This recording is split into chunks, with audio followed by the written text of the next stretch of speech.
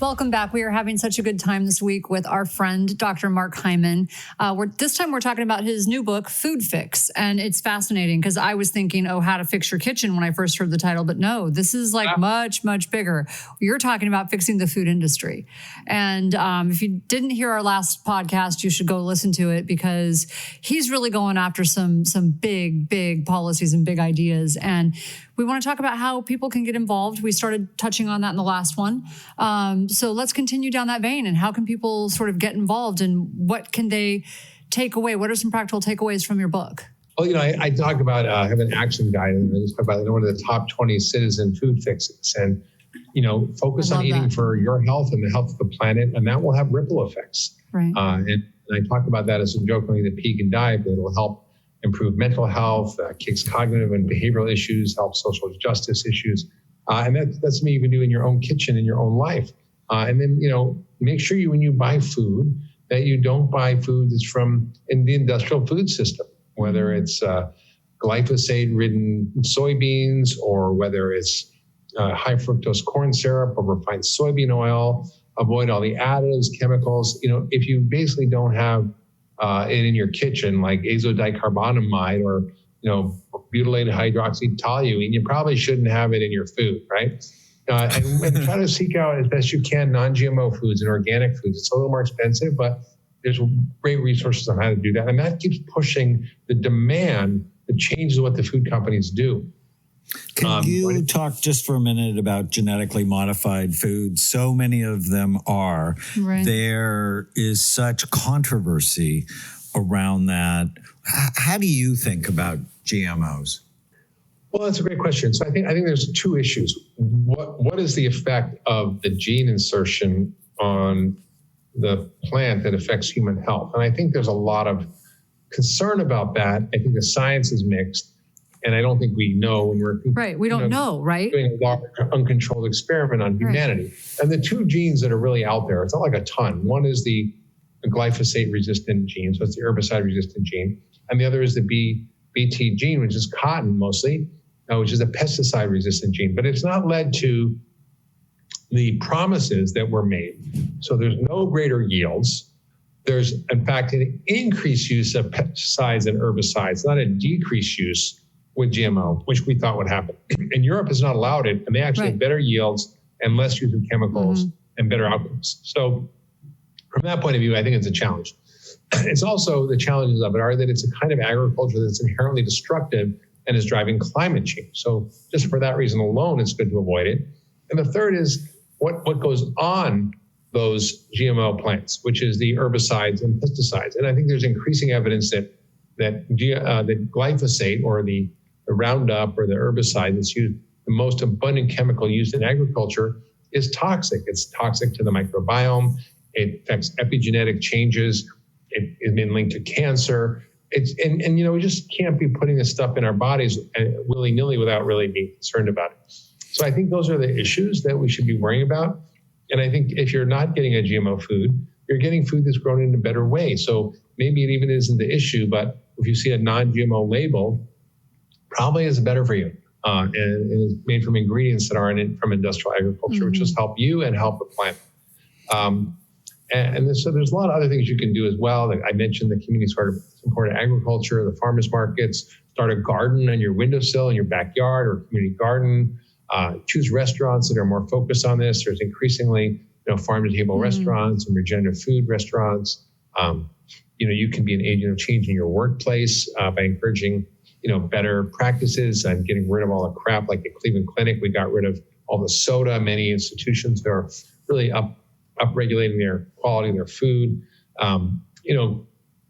There's really simple things. Start a compost pile. Your food waste is a big issue. Most of us throw out our food.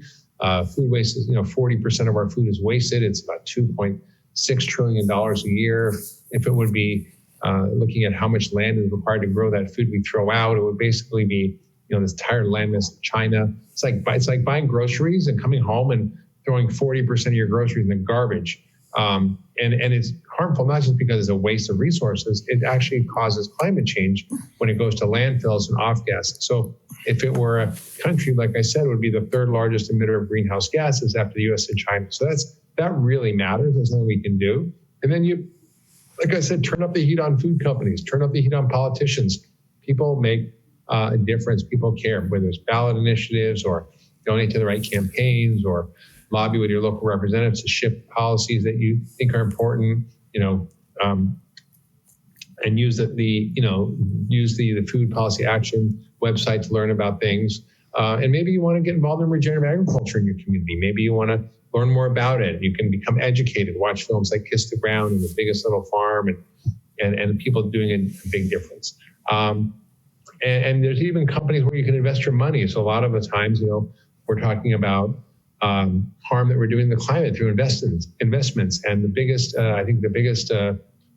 venture hedge fund, I think it was Blackstone or Black something. I don't know, I'm not a big money guy, so I don't know, but it was like one of the biggest money managers in the world. They said, we're not going to invest anything that actually causes climate change, which is huge. Interesting.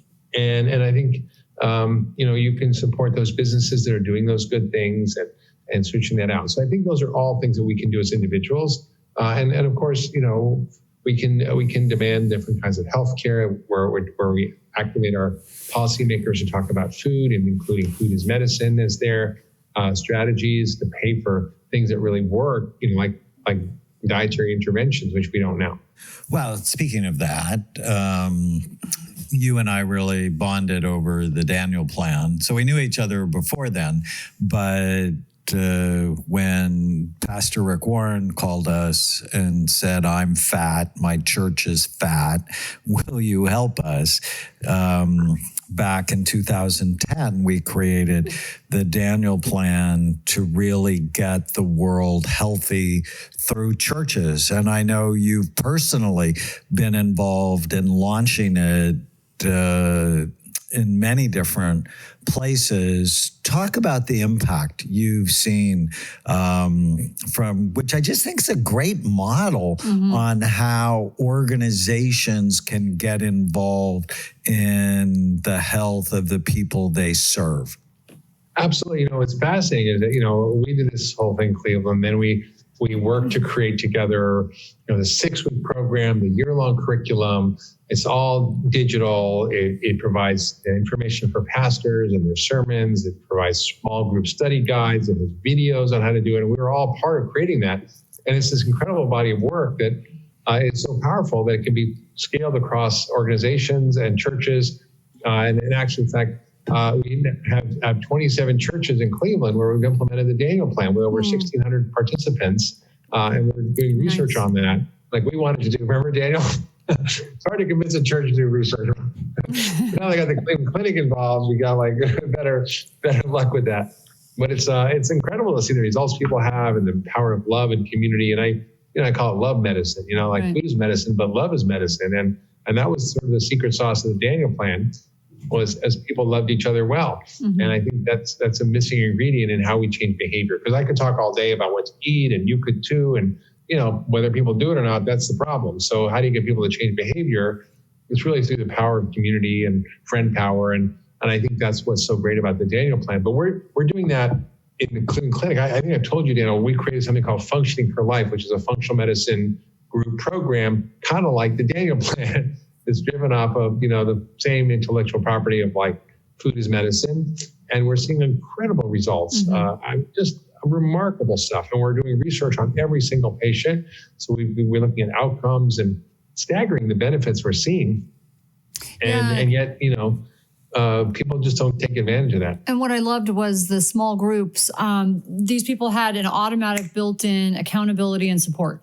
And so when you're trying to do it by yourself, it's a lot easier. You don't have that kind of accountability and support. But with a group, when they didn't know what to do, they had someone to reach out to. When they were going to go off or they felt guilty, or all of the challenges that come up, they just had their group right there. And I think that was one of the big reasons they made it. Well, and for people that don't know, it's really based on 5 pillars. It's faith, which is basically why do you care? Food, fitness, focus, which was really brain health, and friends. We get better together or we get sick together. People are contagious. And that's where, the fastest way to get healthy is find the healthiest person you can stand and then spend as much time around him or her as possible. I love that.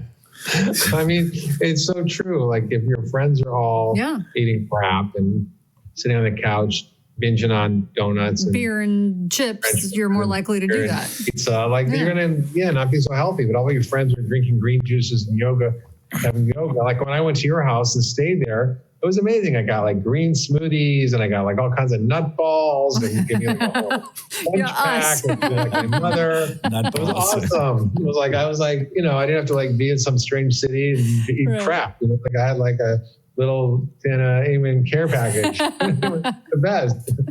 The nut balls. I still remember that like it was yesterday. Well, you're welcome anytime. So during the Super Bowl this year, rather than watch football, I looked at my database. So I have this crazy database of 160,000 scans. Oh, yeah, you got to talk. If you're doing that on a Sunday night, you got to really talk. But it was really interesting. You'll like the study. I have BMIs on 20,038 patients and their scans.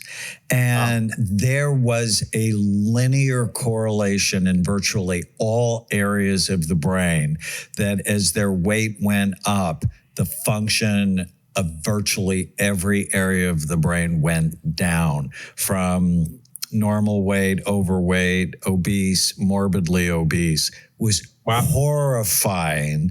And given that 72% of us are overweight, 40% of us are obese, just like you're saying, this is the biggest brain drain in the history of the world because we've exported it to every other country virtually. So if we don't get a handle on this, we're going to decrease the lifespan of our children and our grandchildren. All right, when we come back. Before you go off of that, I just want to sort of emphasize because, what you do is so important, Daniel, because you connect the dots between, food in the brain and obesity in the brain. But what's really clear is that so many of our bad decisions are a result of bad brain function and poor choices. And it's leading to this epidemic of mental illness that's connected to food, of divisiveness in our society. What is all this conflict? I never remember all this when I was growing up. Hating each other. I mean, it's just like it's just like we live in a civil war in America. And all of that, and I think not only from the food, obviously, but a large part of it has to do with how screwed up the brain is from the food. Yeah. I mean, our David Perlmutter just wrote a book called Brainwashed. Fascinating about how he says the limbic system, which is the fight or flight, reptile in the room, and the frontal lobe, which is the adult in the room, are not talking to each other because of the inflammation from our diet. And that's just scared the crap out of me because I'm like, no wonder we're having so much mental health issues. I mean, and in terms of chronic disease, in terms of quality of years of life lost, it's a far bigger burden to society in terms of the economic impact than things like diabetes or heart disease, even though those cause more death. It's like the people's not being able to function, being depressed. That's right. And your brain controls everything and when you damage it. So we'll talk more about that when we come back. Stay with us. We're here with Dr. Mark Hyman. We're talking about his new book, Food Fix, but also some of the other amazing things Mark is doing in the world. Stay with us. If you're enjoying the Brain Warriors Way podcast, please don't forget to subscribe so you'll always know when there's a new episode. And while you're at it, feel free to give us a review or 5-star rating, as that helps others find the podcast. If you're considering coming to Amen Clinics or trying some of the brain healthy supplements from BrainMD, you can use the code podcast10 to get a 10% discount on a full evaluation at amenclinics.com or a 10% discount on all supplements at brainmdhealth.com. For more information, give us a call at 855-978-1363.